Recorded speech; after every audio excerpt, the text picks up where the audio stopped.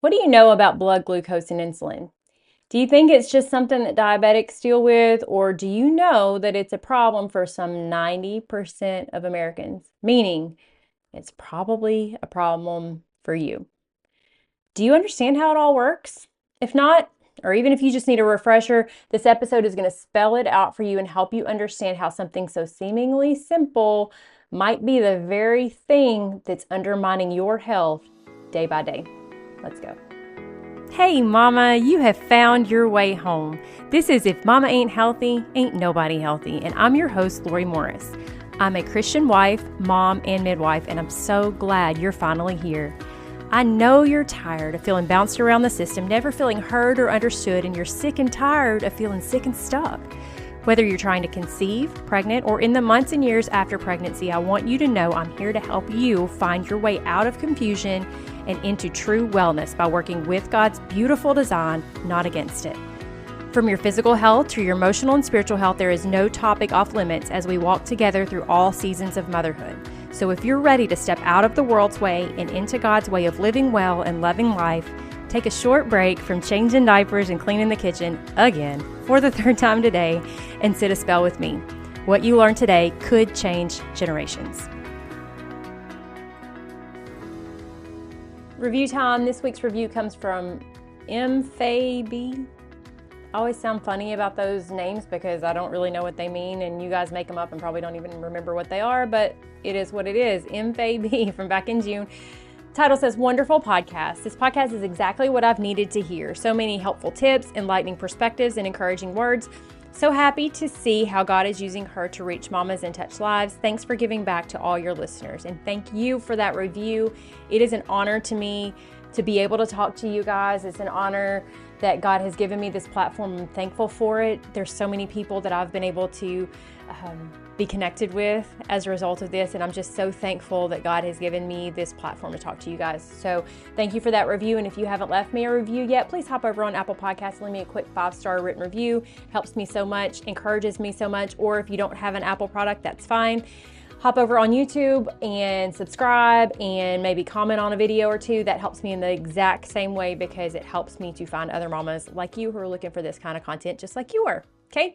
So today, we're going to dive right in. Today's episode is all about insulin and glucose and kind of understanding how all this works, because at the root of so many of our problems in America, it is a problem with insulin resistance. Whether you realize it or not, you may be in the early stages, you may be in the late stages, you may not have a clue which stage you're in. There are very, very, very few of us in America who are not dealing with this on some level because of the way that our foods are so sugar laden. And they may not say sugar on the label, but the way that your body processes the food is the same as basically if you just took a teaspoon of sugar and just ate it, okay? And we're not going to get into that. We're not going to get into what foods cause this to happen. That's for a different day. Today, I just want to help you to kind of understand how this whole cascade works, how your body works physiologically through this, and why it can impact your health so badly. So not badly, yeah, badly, but so much. How come it can cause such a big impact, okay? So first of all, what is blood glucose? Blood glucose is the glucose that is in your blood. Makes sense, right?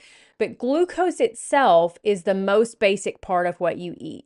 If you just eat sugar, that's basically glucose. Simple sugars go straight in this way. They spike your blood sugar really fast because there is very little your body has to do to be able to use it. That's good and bad. If you are unconscious because your blood sugar has dropped so far, then that quick, simple sugar is a good thing. But that's about the only time it's a good thing. Usually, you need more complex sugars to give your body other things that it needs. So simple sugars that you get from things like candies or from white bread, crackers, all the things that are made from just plain white flour, pasta, all these kind of things that are not whole grain. These all get broken down very quickly into glucose. The glucose goes from your digestive tract into your blood and causes the level of glucose in your blood glucose, to rise, okay? Complex carbs and proteins also get broken down into glucose for the cells to use. It's just that these things are used in a way that bring much more nutrition to your body in the process. And glucose is not bad. Glucose is essential. It's like gas in the tank of your cells. It's the fuel that helps them to do their jobs. Every single part of your body, if you remember last week we touched on this, every single thing in your body is made up of cells at its most basic level.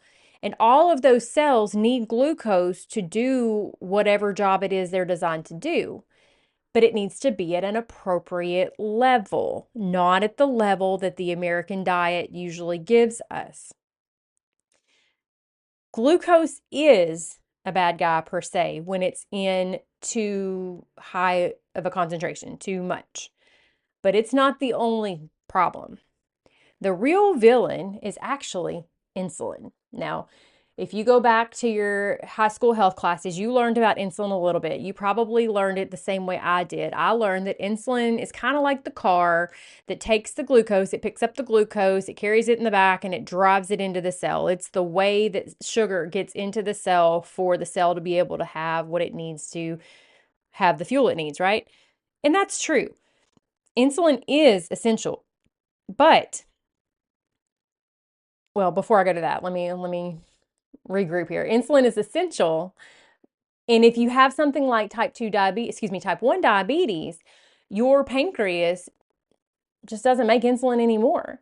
And in that case, you actually have to take insulin. You have to give yourself injections of insulin into your body so that the sugar can get from your blood into your cells. If you don't, you will die. Because the sugar, the glucose, just stays in your bloodstream and it never gets into the cells where it needs to be for your body to use it. So again, insulin is essential. However, when it is in levels that are too high for too long, it becomes a problem. See, when you eat food, a signal is sent to your pancreas to release that insulin so that glucose, obviously, if you haven't gathered, the pancreas is where the insulin's made. So it sends this signal so that the insulin will come out into your blood to pick up all that glucose to carry it into the cells so that the cells can again do their job. That then brings your blood glucose level back down to a normal level. See, there's always glucose in your blood because you've always got cells that need to be able to access it when they need it. But it needs to be at a certain relatively low level, usually somewhere around 80, 90-ish. Depends on a lot of things, but usually in the 80s or 90s is where the healthy level of your blood sugar needs to stay. If it gets much lower than that, you start feeling funny and feeling bad, and that's when your body has to burn other things to create more glucose if you haven't eaten. So there is a healthy level that we need to keep all the time.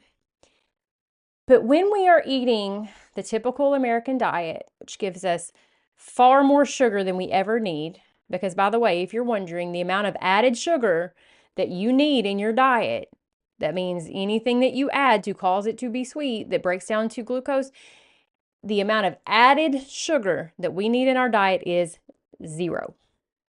And if you look at nearly any food label, you're going to see high fructose corn syrup or sugar or just corn syrup or something like that, something that's made it a little bit sweeter. And all of those things, along with, again, the white flours and the junk food that is all breaking down, it's basically simple sugars. All of those things cause your glucose level to stay high longer. Okay? When your glucose levels are high because of a sustained high glucose level, guess what else is high? That's right, your insulin. Your insulin level is going to also stay high.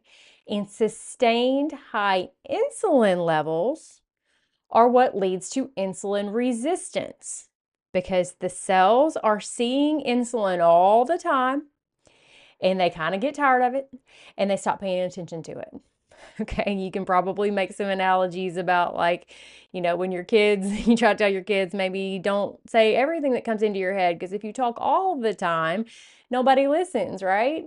Only talk when you have something worth hearing, don't just chatter all the time. And okay, this is not an episode about parenting, but you know what I mean. Like if you're just always chattering, people kind of tend to make you background noise.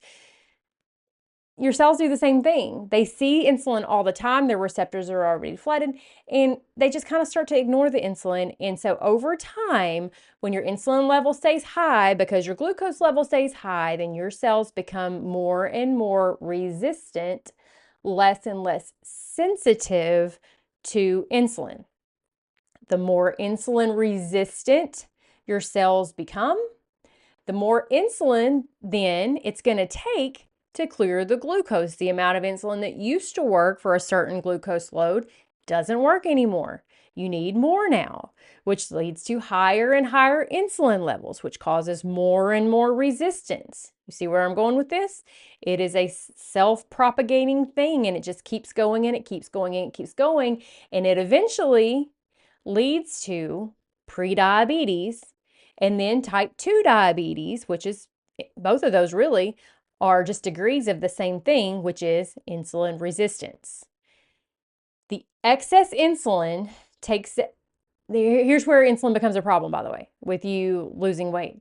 The excess insulin in your body, it takes that excess glucose and it stores it as fat in your body. It sees all this extra and it's like, oh, we don't need to let that go. We need to save it. And that is why it is so hard for so many people to lose weight. That's why exercise doesn't feel like it moves the needle if it's done wrong. Because you can't out-exercise a diet that is setting up those conditions. When you have eaten a diet that has kept your glucose level too high, which has kept your insulin level too high for too long, your body is now storing the glucose that used to would have gone into your cells. It's now just staying in your bloodstream long enough to where the insulin is now storing it as fat, and you can't get rid of it because all those cells that where it's storing it, they're all insulin resistant. You see, you have set yourself up for a situation where you can't lose the weight unless you break the cycle. Now, let me help you understand how come so many of you think you're healthy until all of a sudden it's too late. Okay? When you go to your doctor for maybe your annual visit, usually you go in and they draw a few different labs maybe every year, and inside of one of those labs, even if you don't see that they're ordering a glucose, inside of one of those labs, a metabolic panel, there's going to be a glucose level. And that glucose level may be, quote, normal. They consider normal to be less than 100, okay? If your blood sugar is 99, they're going to tell you you're fine. If your fasting blood sugar, and this is fasting, by the way, this is when you come in and you have not had any food that morning. If your fasting blood sugar is 97, 98, they'll tell you you're fine. They won't tell you that you are already almost at the threshold of having prediabetes. Why won't they tell you that? Because on the lab results, it didn't flag. It didn't tell them this one's high. So they're like, oh, everything's fine because they just skimmed down it. There's no flags. Everything's good. They don't look to see that, oh, this one's really close. And when you mix it with this one and that one and the other one, we've got an inflammation problem here. We've got an insulin resistance problem. We've got some oxidative stress going on, and all of these things are compounding. And by the time they come back next year or the next year, it's going to be over 100. And then, oh no, we're pre-diabetic. They don't tell you that right now, if you will stop and make some changes, you can start the reversal process. They don't even look at that. That's why you go to your annual visit and they tell you everything's fine. Nothing's wrong with you. And you still feel like junk. And you know something's not wrong or something's not right. And it's because you are already almost in the throes of prediabetes or maybe even type 2 diabetes, but your numbers aren't quite high enough. And so they don't tell you anything's wrong. See, labs that are typically drawn don't usually show the problem of insulin resistance until you're way into the process. The lab that actually would give you some real insight is never done. And even if you ask for it, they will tell you that maybe insurance won't pay for it, or they'll tell you there's no normal levels of it, so we don't really know how to interpret it. But the real level that you really need to know is your fasting insulin. Let's think about again what the job of insulin is.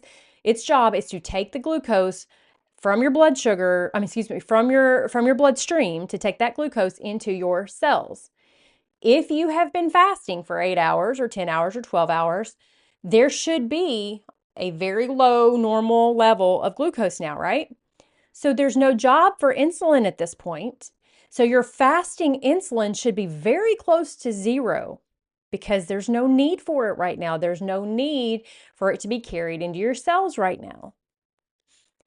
So if you will test a fasting insulin level, you will see very quickly, do we have a problem with our insulin staying high because our blood sugars have been spiked so high that we made too much insulin and our cells are resistant. We're having to make more and more insulin, and now it's just hanging out for longer periods of time and storing fat. Okay? If you're going to get your fasting insulin and it's over about 5, you've already got a little bit of a problem. If you're 10, 20, 30, you've got a big problem. And the thing about it is that fasting insulin is high 10 to 15 years before your fasting glucose will ever flag as high. So that's 10 to 15 years that if they were looking at the right labs, you could be doing the things that would keep you from ever having the high fasting glucose. But they don't look at it because our medical system is a joke. See, your body will work hard for a long time. It'll keep on making that insulin. It'll keep on this process for many years until it just can't keep it up anymore. And that's when your fasting glucose finally spikes. That's when your body can't clear out the glucose at night anymore. And that's when you show up and now your fasting glucose is high, but you're already 10 to 15 years into the process of metabolic dysfunction by this point.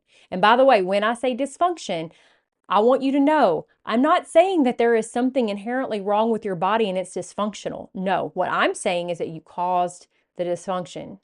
Your diet and your lifestyle led you to where you are. Don't freeze up there. If you haven't listened to last week's podcast yet, go back and listen to it because I address how just because something's not working right does not mean it's too late for you. When I tell you that your diet and lifestyle led to where you are right now, I am not saying, woe is you, you're done, there's nothing that you can do now. Absolutely not. In fact, I'm saying the opposite. Now is the time to make the changes. Go back and listen to last week if you haven't. But this is why this whole thing about not even looking at insulin and only looking at glucose, this is why type 2 diabetes or prediabetes, this is why they can be reversed because they are the result of diet and lifestyle. And when you remove the cause that leads to them with time and effort, the effect, which is the high sugar and the high insulin, will also be removed.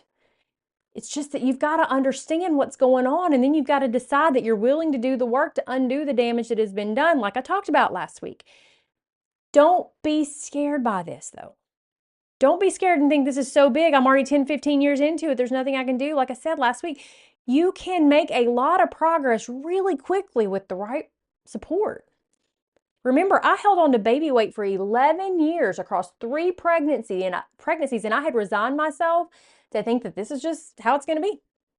I decided there's really not much I can do about this. It's just what it's going to be. I've been exercising, nothing's happening, can't lose weight, blah, blah, blah. But guess what? I was wrong. I was wrong. I learned about insulin resistance.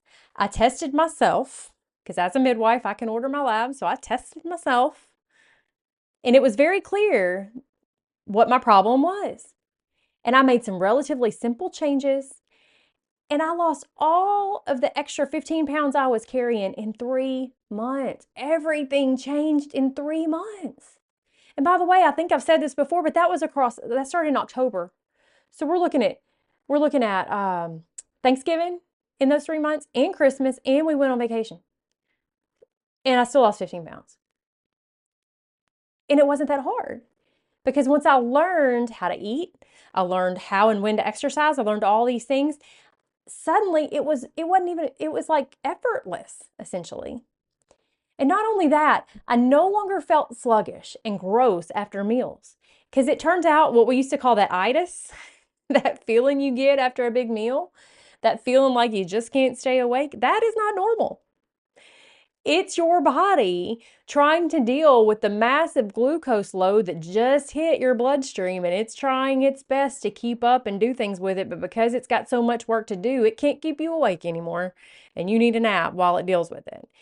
And what's interesting is, since I've learned all this, if I eat a meal and I feel awful, and if I've got to see a continuous glucose monitor on, or if I just check it with a finger stick, if I check it, usually my blood sugar is high, because I've given my body more than it needed, and it can't keep up, and that's why I feel so tired. It's amazing. So if you're eating meals and you're feeling like garbage after your meal and you just can't hold your eyes open, I can almost guarantee you that you're dealing with insulin resistance. Turns out also that afternoon slump you're having, where you just feel groggy and can't stay awake in the afternoon, is also a result of the damage caused by inflammation and insulin resistance and oxidative stress and all these things that all play in together. I know I'm throwing big words around, but it all is lumped together. It's all part of the same monster.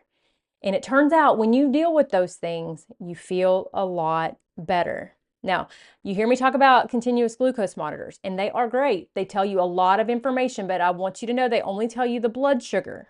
Okay? And I've told you that the sugar doesn't bump as early as the insulin does. Sugar is not the full story. But right now, the only thing that we can track continuously or in a real-time way is blood sugar. There's no way to test a real-time blood insulin.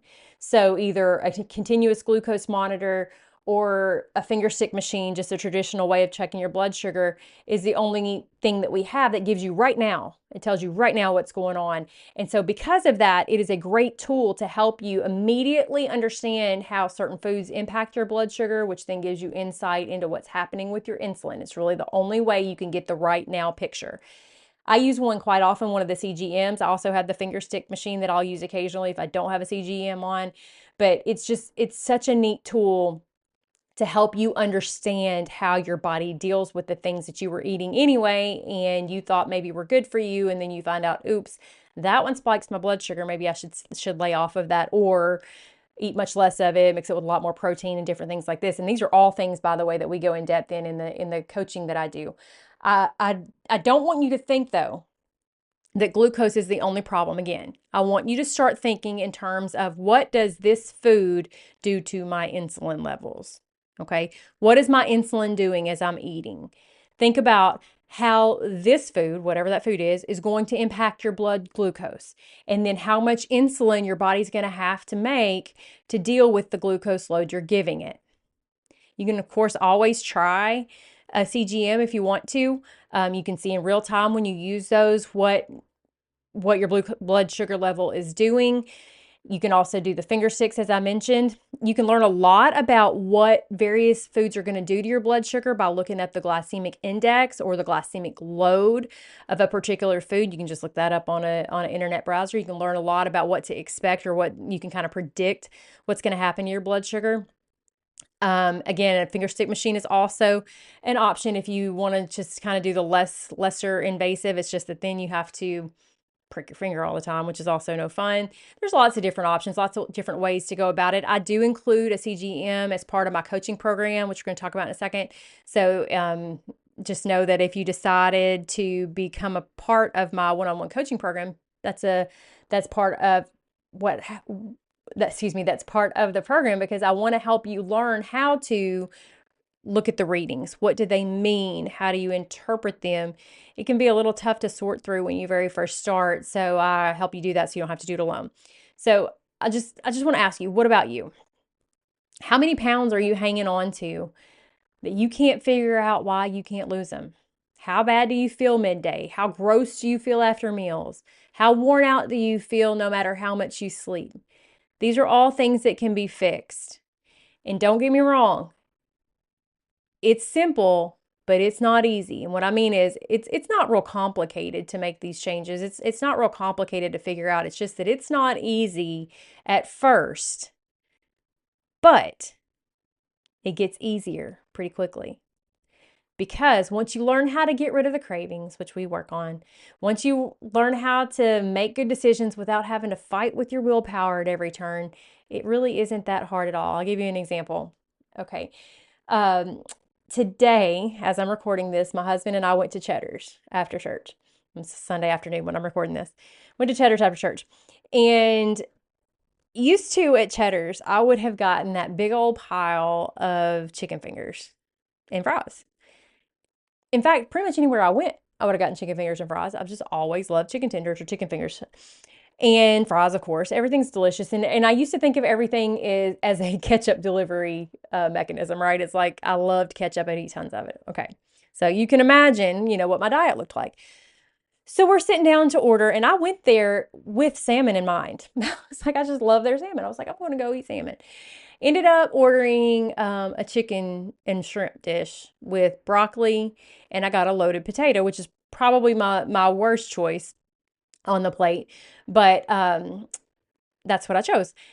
My husband chose the chicken fingers that I normally would have chosen. So this tells you that just because I make best choices doesn't mean he always does. But I digress. He's actually lost a whole bunch of weight as well, so we won't go into all that. He's made some good choices also, but today he didn't. And he looks at his plate and he goes, "Oh, I know I'm going to pay for this. Oh, I know I'm going to feel bad." And I thought, see, that feeling now for me, when I look at a menu, I skip right over the fried things because I don't want to feel that way anymore. And it's not worth it to me to feel that way. And so it's really not hard at all for me to make choices that are much healthier. And honestly, the only reason I chose the loaded potato was because there weren't that many other good choices. It was like carrots, but like I don't want to be hungry when I leave. So, he's at the point where he is willing to pay the price. I'm at the point where I don't want to pay the price anymore. I want to feel good. I don't want to feel groggy. I don't want to feel like garbage. And this is where you'll get. He hasn't necessarily made quite as many changes as I have. And with time, with learning how your body works, with learning how it feels to feel good, you will not have the same difficulty making the right choices. It's simple no matter what, but it's not always easy. But the longer you do it and the more support you have, the easier it gets. It's not as big of a mountain as you might think it is. So are you ready to lose that weight and to finally feel better? Are you ready to not have to struggle so much? Are you ready to feel good? Because see, this is not just about getting healthy for you. It's about being the best wife you can be, the best mom you can be, the best friend you can be. It's about being an effective Christian. How can you work for the Lord when you have no energy left over, or when you're so busy being at the doctor's office trying to figure out what's wrong with you? This is about being the most healthy you that you can be so that while you are on this earth, you can be as effective as you can be. And if you're ready to do what it takes, not only to learn how to get well, but to actually do it and do it quickly, then hop over on Instagram, send me a DM or email me. Let's talk about how my one-on-one coaching program might be exactly what you need to finally make real change in your life that will not only change your life, but will also change the lives of your family and future generations, because this doesn't stop with you. When you make these changes and you teach your kids about the changes and why they matter, and then they buy in because they understand how their bodies work, and then they make the same decisions for their families, this goes on and on and on. We are getting back to what generations before us used to know inherently. But that knowledge has been lost, and we're going to get back to that, and we're going to help our families to have a completely different reality than what the current generation has. It's all about getting back to working with God's design, not against it, giving your body what God designed it to need and what God designed it to eat so that it can function the way He designed it to function. Because when you do that, your body will work the way He designed it to work, and it is a beautiful design. I hope that's helped you today. Meet you right back here next week. If you were blessed by today's episode, please take a minute to share it with another mama friend you know needs this info, or post a screenshot on your Instagram stories and tag me so I'll know you loved this episode.